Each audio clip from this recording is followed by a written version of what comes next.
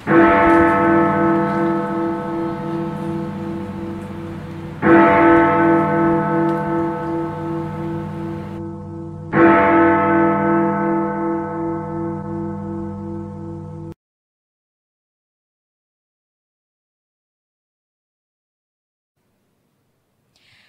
jemaat yang terkasih, mari kita ingin bersekutu bersama. Saya persilakan jemaat yang terkasih untuk mengambil waktu teduh sejenak di hadapan Tuhan.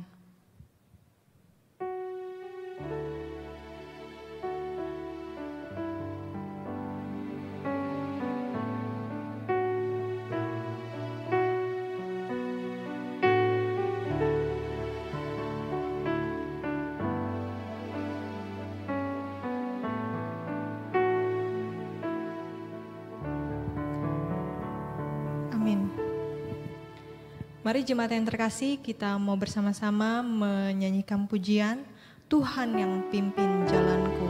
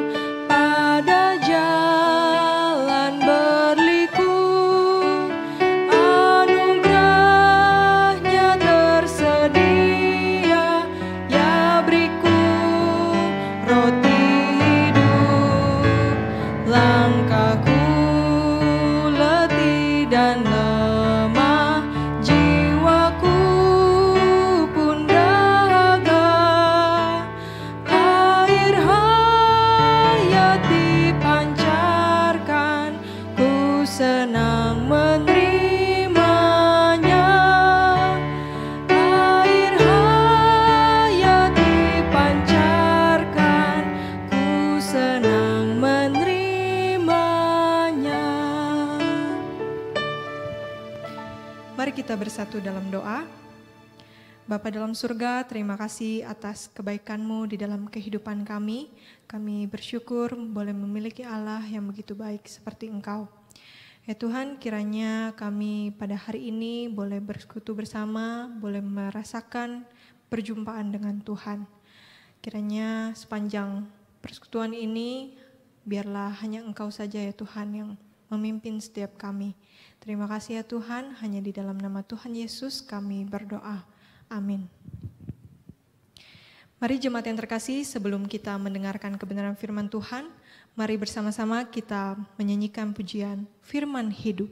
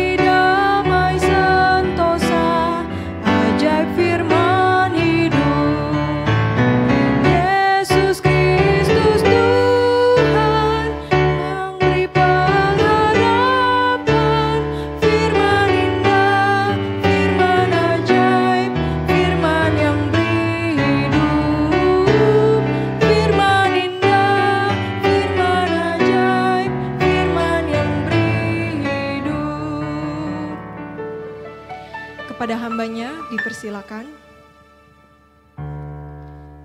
Ya Bapak Ibu Saudara, mari sebelum kita mendengarkan kebenaran firman Tuhan, mari kita datang di hadirat Tuhan. Kita mau siapkan hati dan pikiran kita mau berdoa. Mari kita berdoa. Tuhan Yesus yang sangat baik, kami sungguh bersyukur Tuhan untuk kehadiran-Mu dalam kehidupan kami. Sebentar kami akan mendengarkan kebenaran firman-Mu, biarlah firman ini boleh kami dengar, boleh kami lakukan, dan boleh kami hidupi dalam kehidupan kami. Sehingga kehidupan kami boleh sungguh-sungguh memancarkan terang kasih-Mu, dan kami boleh menjadi berkat bagi sesama kami. Kami menyerahkan juga Tuhan hamba-Mu yang hanya akan Engkau pakai dalam segala kelemahan, keterbatasannya. Biarlah kiranya Engkau sendiri akan memberkati lidah bibirnya supaya apapun yang ia katakan, semuanya berasal dari Tuhan. Ke dalam tangan-Mu Tuhan menyerahkan firman malam hari ini, dalam nama Tuhan Yesus kami sudah berdoa. Amin. Ya Bapak Ibu Saudara, Shalom, apa kabar? Wah, apapun kabar kita saat ini, percayalah bahwa Tuhan tetap baik dalam kehidupan kita ya. Amin Bapak Ibu. Ya Bapak Ibu, hari ini saya memberi judul perenungan malam hari ini dengan tema Dia berkuasa atas hidupnya dan hidupku. Mari sekarang kita buka Alkitab kita tanpa berlama-lama lagi, kita buka Alkitab kita dari Yohanes 19 ayat yang ke-31 sampai ayat yang ke-37. Yohanes 19 ayat yang ke-31 sampai ayat yang ke-37. Saya akan bacakannya untuk kita semua, Bapak Ibu Saudara menyimak Alkitab masing-masing. Karena hari itu hari persiapan dan supaya pada hari Sabat mayat-mayat itu tidak ditinggal tergantung pada kayu salib, sebab Sabat itu adalah hari yang besar. Maka datanglah orang-orang Yahudi kepada Pilatus dan meminta kepadanya supaya kaki orang-orang itu dipatahkan dan mayat-mayatnya diturunkan. Maka datanglah prajurit-prajurit lalu mematahkan kaki orang pertama dan kaki orang yang lain yang disalibkan bersama-sama dengan Yesus. Tetapi ketika mereka sampai kepada Yesus dan melihat bahwa ia telah mati, mereka tidak mematahkan kakinya. Tetapi seorang dari antara prajurit itu menikam lambungnya dengan tombak dan segera mengalir keluar darah dan air. Dan orang yang melihat hal itu sendiri yang memberikan kesaksian ini dan kesaksiannya benar. Dan ia tahu bahwa ia mengatakan kebenaran supaya kamu juga percaya. Sebab hal itu terjadi supaya genaplah yang tertulis dalam kitab suci. Tidak ada tulangnya yang akan dipatahkan. Dan ada pula nas yang mengatakan mereka akan memandang kepada dia yang telah mereka tikam. Sedemikianlah pembacaan firman Tuhan malam hari ini. Berbahagialah setiap kita yang mendengar, bahkan terlebih lagi melakukannya dalam kehidupan kita sehari-hari. Ya Bapak Ibu Saudara yang terkasih, ada seorang teman saya bercerita gini ya. Ternyata pandemi nggak menghalangi aku loh untuk membuka kafe ini. Ya kafenya ada di Malang gitu ya Bapak Ibu, dengan suasana yang estetik dan anak muda banget gitu. Nanti Bapak Ibu kalau mau ke Malang boleh ya. Nah ya Bapak Ibu Saudara, pandemi ternyata nggak menghalangi seseorang untuk berkarya. Saat ini saya yakin sekali Bapak Ibu, pengusaha kafe berlomba-lomba untuk menyajikan konsep unik. Untuk apa? Menarik minat pengunjung ya. Yang dulunya udah COVID, sekarang pasti mereka akan lebih gencar-gencarnya untuk bisa menarik minat para pengunjung untuk bisa mendatangi kafe mereka lagi. Nah Bapak Ibu, bukan hanya di Indonesia, persaingan usaha kafe juga berkembang pesat di negeri Gajah Putih Thailand. Nah Bapak Ibu, contohnya ini dia. The Kitmei Dead Cafe adalah sebuah kafe yang terletak di jantung kota Bangkok. Nah Bapak Ibu kalau mau nanti berpergian gitu boleh mampir ke kafe ini ya Bapak Ibu ya. Nah jadi kafe ini tuh menawarkan pengalaman menyantap kuliner dengan suasana kematian yang kental Bapak Ibu. Menarik ya Bapak Ibu ya. Seluruh tempat dirancang dengan memikirkan tema kematian. Setiap pengunjung kafe yang datang akan disambut dengan karangan bunga kematian, tumpukan peti mati, hingga altar yang didekorasi layaknya acara pemakaman. Kafe ini benar-benar didekor dengan suasana rumah duka dengan warna hitam yang menjadi warna dominan dan ditambah adanya lampu yang redup remang-remang gitu ya untuk menambah kengerian kafe ini. Wah Bapak Ibu ya, kalau bisa kita ke sana itu menarik, atau Bapak Ibu bisa search langsung di Google gitu ya. Nah begitu masuk di kafe ini, Bapak Ibu bakal melewati lorong yang dihiasi pertanyaan-pertanyaan yang biasanya muncul dalam pikiran orang. Misalnya nih seperti ini, kamu ngerasa capek hari ini? Atau hal apa yang pengen kamu lakukan tapi belum terjadi sampai sekarang? Atau pertanyaan yang satu ini Bapak Ibu, apakah kamu siap apabila malam ini kamu hanya tertidur dan tidak pernah terbangun lagi? Nah, Bapak Ibu, pertanyaan-pertanyaan yang disuguhkan ini membuat para pengunjungnya tuh merenung gitu ya. Menu yang disajikan juga terbilang unik Bapak Ibu ya.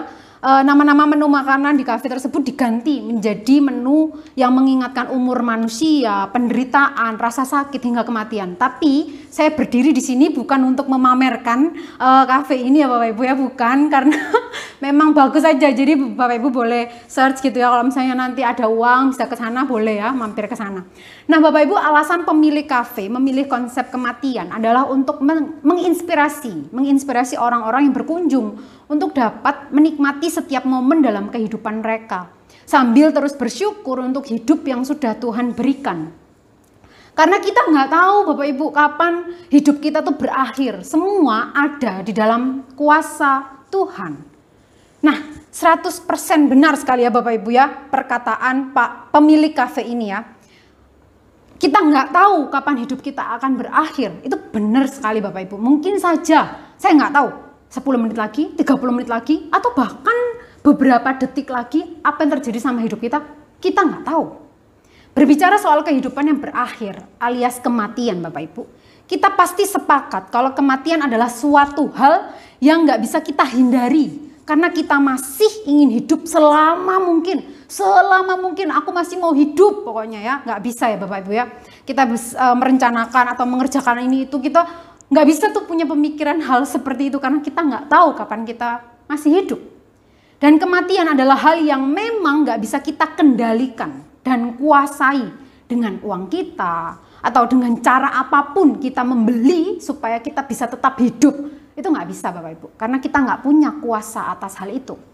Nah tapi Bapak Ibu, ada satu pribadi yang memiliki kemampuan untuk mengendalikan dan menguasai hari kematiannya.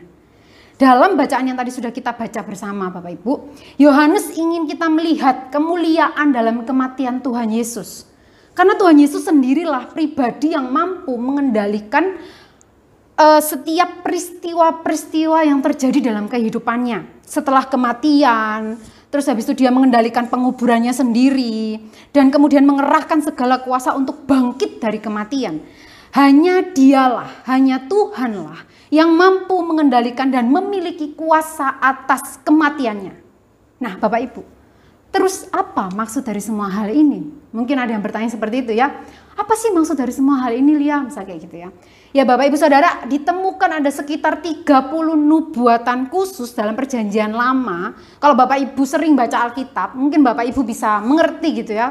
Mungkin kalau misal hari ini mau membaca Alkitab gitu ya, punya tekad membaca Alkitab, boleh ya dari perjanjian lama. Bapak Ibu hitung gitu ya, sekitar 30 nubuatan ada di dalam perjanjian lama yang sudah ditulis ratusan tahun sebelumnya dan memiliki hubungan seputar penderitaan Tuhan Yesus yang telah dia genapi dengan sempurna melalui kematiannya di atas kayu salib. Nah, hal ini juga dinyatakan dalam 1 Petrus 3:18. Berbunyi demikian Bapak Ibu. Sebab juga Kristus telah mati untuk segala dosa kita, ia yang benar untuk orang-orang yang tidak benar, supaya ia membawa kita kepada Allah. Ia yang telah dibunuh dalam keadaannya sebagai manusia, tetapi yang telah dibangkitkan menurut roh. Daging itu mati, tetapi dia hidup di dalam rohnya. Nah, di sini jelas bahwa dia adalah yang kekal. Memang tubuhnya yang sementara itu mati Bapak Ibu ya.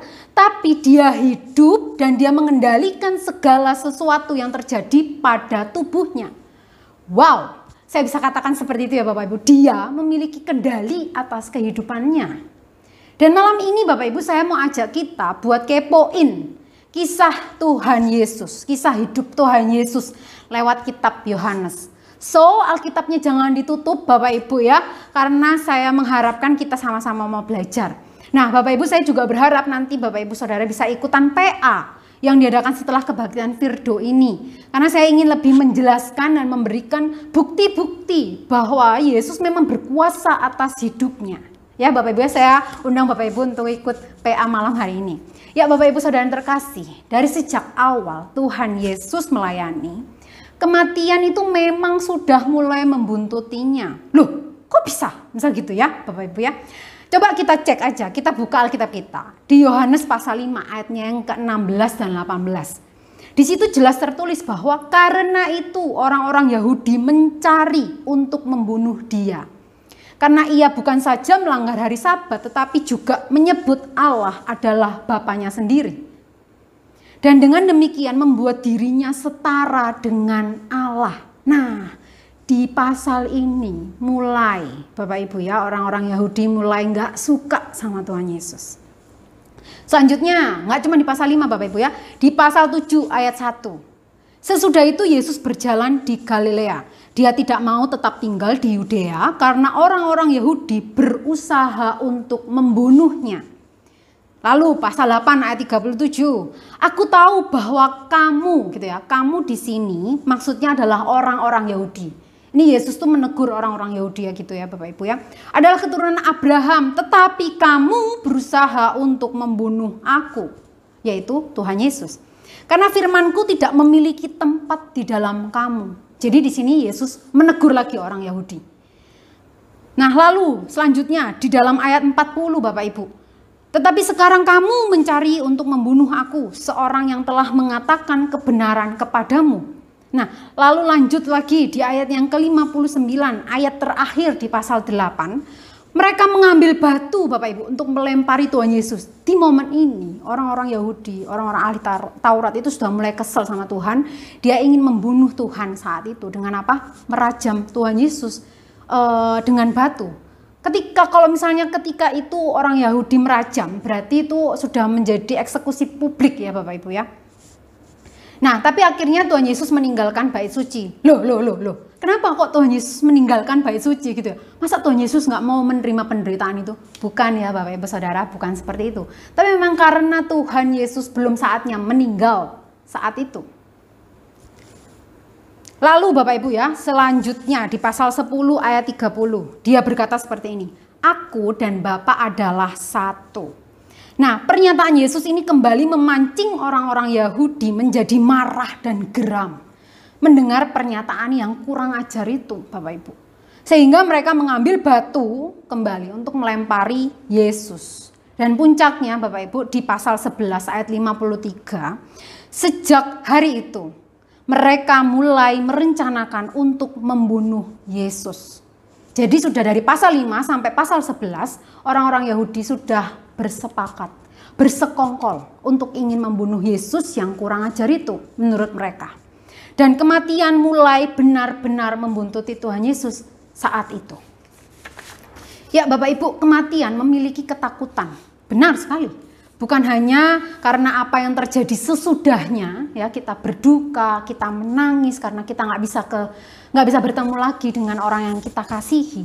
Tetapi karena adanya kejutan. Kejutan memang terjadi sebelum kita siap. Surprise! Itu terjadi sebelum kita siap. Kejutan datang sebelum segala sesuatu pas di tempatnya. Kejutan itu terjadi sebelum kita menyelesaikan tugas yang ingin kita selesaikan. Kejutan itu terjadi ketika kita mungkin belum bisa melihat anak-anak kita menikah, mempunyai kehidupan yang layak. Mungkin seperti itu.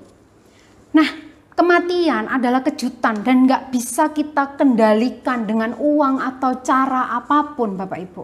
Itu terjadi sebelum kita memiliki kesempatan untuk memaafkan seseorang yang telah melukai kita. Itu datang sebelum kita berkata, aku mencintaimu, I love you, gitu ya. Kepada seseorang yang memang mengasihi kita, emang yang kita kasihi gitu ya. Karena itu kejutan. Itu datang sebelum terjadinya semua harapan dan semua impian kita akan masa depan. Begitulah kematian Bapak Ibu. Tetapi hal itu nggak berlaku sama Tuhan Yesus.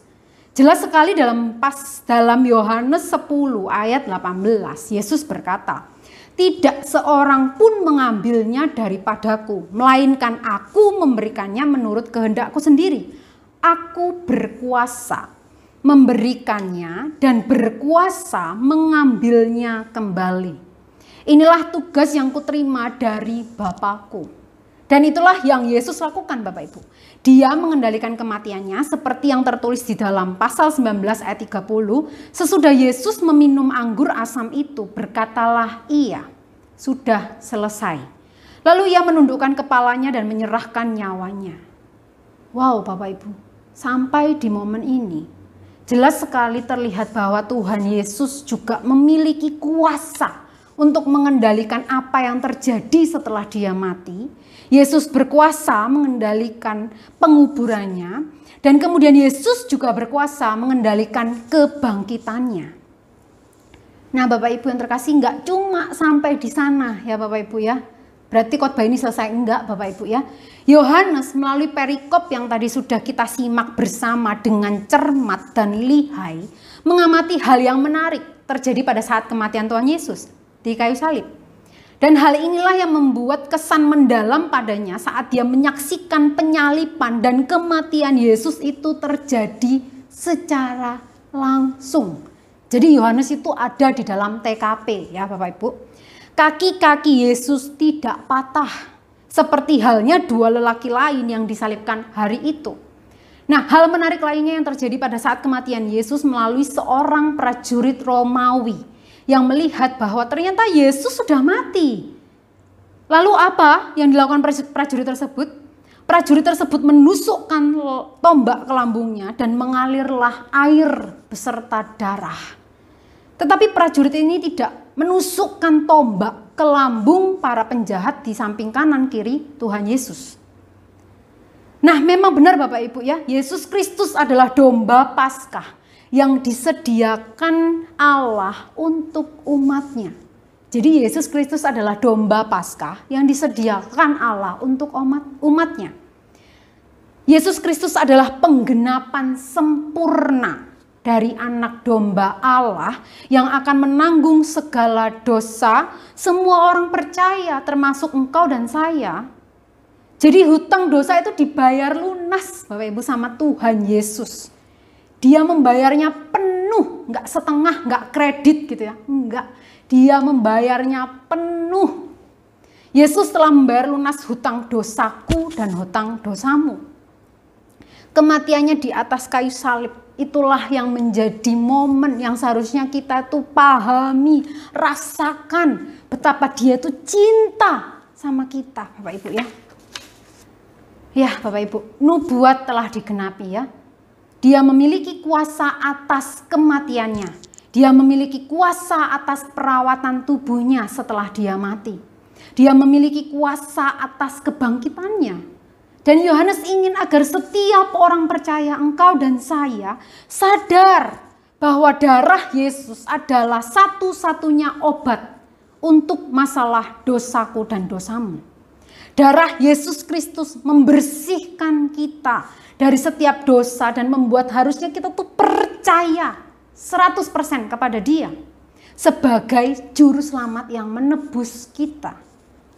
Yesus mati menggantikan engkau dan saya. Pengorbanannya Bapak Ibu yang babak belur di atas kayu salib itu seharusnya menyadarkan kita bahwa sebegitu cintanya Dia sama engkau dan saya. Darahnya menyucikan kita dari segala dosa dan penghukuman yang seharusnya kita terima. Seharusnya kita yang disalib, tetapi Dia mengorbankan dirinya untuk engkau dan saya. Dan sudah seharusnya apa yang dilakukan Yesus itu menyadarkan saya dan engkau yang berdosa ini. Tapi apa yang terjadi Bapak Ibu? Sudahkah saya dan engkau sungguh-sungguh mengenal Dia? Pertanyaannya Bapak Ibu, siapakah Yesus bagimu selama ini? Bapak Ibu Saudara terkasih dalam Tuhan, saat ini, selama pandemi ini saya nggak tahu apa yang sudah terjadi dalam kehidupan kita. Pasang surut, naik turun, tawa duka, kelemahan, ketakutan, dan keraguan Bapak Ibu semua saya tidak tahu. Saya nggak tahu apa yang menjadi pergumulan Bapak Ibu Saudara semua. Saya nggak tahu apa yang saat ini menjadi beban pikiran Bapak Ibu Saudara semua. Saya nggak tahu kapan waktunya Tuhan memanggilku dan memanggilmu untuk pulang. Saya nggak tahu Bapak Ibu. Tapi yang saya tahu Bapak Ibu, Tuhan mengetahuinya. Yang saya tahu adalah Tuhan sudah membayar kita lunas dengan darahnya yang mahal itu. Semua dosa kita yang dulu, sekarang, dan di masa depan sudah dibayar lunas. diampuni oleh Dia. Lantas apalagi yang kurang Bapak Ibu? Apalagi yang kurang? Masihkah kita meragukan Dia yang memiliki kuasa atas kehidupan dan kematiannya? Pantaskah kita masih meragukan Dia yang memiliki kuasa atas hidupmu? Bapak Ibu Saudara, pakailah waktu yang masih ada ini untuk hidup sesuai agendanya Tuhan. Jangan lagi Bapak Ibu, kita melenceng daripada Tuhan. Mari hari ini, malam ini kita mulai mau buat komitmen. Aku mau hidup semakin serupa Tuhan. Aku gak mau lagi meragukan Dia. Hidup boleh sulit, tapi Tuhan tetap mengasihiku dan Dia berkuasa atas hidupku. Mari kita berdoa. Tuhan Yesus yang sangat baik, thank you Tuhan untuk pengorbanan-Mu di atas kayu salib. Terima kasih kalau Engkau sudah boleh menjadi penggenapan yang sempurna, yang boleh menebus dan menyelamatkan kami manusia yang berdosa. Kiranya Tuhan akan terus tolong kami, tuntun jalan kami. Kami nggak tahu ke depan kami seperti apa. Apakah kami masih hidup? Kami nggak tahu. Tapi saat ini Tuhan, malam hari ini, kami mau kembali fokus kepada Tuhan. Kami mau kembali menaruh harapan kami total sama Tuhan. Dan kami mau bergantung sepenuhnya. Karena Tuhan menguasai kehidupan kami. Kiranya Tuhan akan menolong setiap kami dalam segala kelemahan, keterbatasan kami. Kiranya Tuhan akan terus tolong supaya kami boleh memandang hanya kepada Tuhan. Dan hidup semakin serupa dengan Tuhan. Terima kasih banyak Tuhan Yesus, kami sudah berdoa. Amin. Mari jemaat yang terkasih, saat ini kita akan menaikkan beberapa pokok doa syafaat. Pokok doa yang pertama, mari kita berdoa agar kiranya Tuhan memulihkan, menguatkan, dan menopang kehidupan atau ketahanan keluarga jemaat atau simpatisan di GKI Bungur dan Pos Alam Sutra selama kondisi pandemi ini. Kiranya jemaat atau simpatisan diberikan kesehatan, sukacita, semangat, terhubung melalui online untuk selalu dibangun dalam Kristus. Dan juga bertambah teguh imannya dan hatinya melimpah dengan syukur. Mari kita bersatu dalam doa. Bapa dalam surga, kami saat ini berdoa bagi jemaat dan juga simpatisan di GKI Bungur maupun di Pos Alam Sutra. Kiranya ya Tuhan, di tengah-tengah situasi pandemi saat ini yang belum usai, kiranya Engkau yang boleh memberikan kekuatan, memberikan kesehatan bagi para jemaat maupun simpatisan. Kiranya juga para jemaat boleh tetap setia dan teguh imannya dan juga boleh semangat dalam beribadah meskipun masih via online. Terima kasih ya Tuhan, hanya di dalam nama Tuhan Yesus kami berdoa. Amin. Pokok doa yang kedua, mari kita bersama-sama berdoa bagi seluruh aktivis gereja, para hamba Tuhan, serta para majelis yang berada di GKI Bungur dan Pos Alam Sutra. Kiranya Tuhan memberikan hikmat, kekuatan, dan kesehatan di dalam mengerjakan tugas pelayanan gereja. Mari kita bersatu dalam doa. Bapa dalam surga, saat ini kami berdoa untuk para aktivis gereja, para hamba Tuhan dan juga para majelis. Kiranya ya Tuhan, Engkau yang boleh memberikan kekuatan, kesehatan dan juga hikmat di dalam setiap hal yang dikerjakan, yaitu bagi pelayanan gereja baik di GKI Bungur maupun di Pos Alam Sutra. Kiranya apapun yang dikerjakan itu semua hanya untuk kemuliaan nama Tuhan. Terima kasih ya Tuhan, hanya di dalam nama Tuhan Yesus kami berdoa. Amin. Pokok doa yang ketiga, mari bersama-sama kita berdoa bagi upaya pemerintah di dalam pemberian vaksin kepada seluruh masyarakat Indonesia. Kiranya vaksin ini dapat diterima oleh seluruh masyarakat dan berharap kondisi bangsa Indonesia dapat semakin membaik hari demi hari. Mari kita bersatu dalam doa. Bapa dalam surga, saat ini kami juga berdoa untuk upaya pemerintah dalam pemberian vaksin. Ya Tuhan, kiranya seluruh masyarakat Indonesia dapat menerima vaksin ini. Kiranya ya Tuhan, Engkau yang boleh menolong pemerintah kami, Pak Jokowi dan juga segenap jajarannya. Kiranya Tuhan yang boleh memberikan hikmat juga dalam setiap hal yang harus diputuskan. Dan juga kami berharap keadaan bangsa Indonesia hari demi hari boleh semakin membaik. Terima kasih ya Tuhan, hanya di dalam nama Tuhan Yesus kami berdoa. Amin. Pokok doa yang keempat, mari kita berdoa untuk upaya penanganan dan pemulihan atau rehabilitasi yang dibutuhkan oleh para korban pasca terjadinya bencana banjir bandang dan tanah longsor di Pulau Adonara, Kabupaten Flores Timur, dan sejumlah wilayah di Provinsi NTT. Mari kita bersatu dalam doa. Bapa dalam surga, saat ini kami juga berdoa untuk seluruh masyarakat yang berada di NTT yang terkena dampak dari bencana alam, yaitu tanah longsor dan juga banjir bandang. Ya Tuhan, kiranya Engkau yang boleh menolong mereka dalam mereka menghadapi situasi yang mereka alami. Kiranya mereka boleh bangkit kembali dari keterpurukan mereka, dan juga kiranya boleh banyak orang yang menolong mereka di tengah-tengah kesulitan yang sedang mereka hadapi saat ini.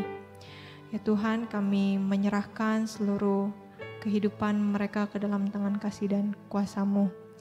Ya Tuhan, inilah seluruh seruan doa kami, dan kami yakin dan percaya bahwa Engkau mendengar doa kami. Terima kasih ya Tuhan, hanya di dalam nama Tuhan Yesus kami berdoa. Amin.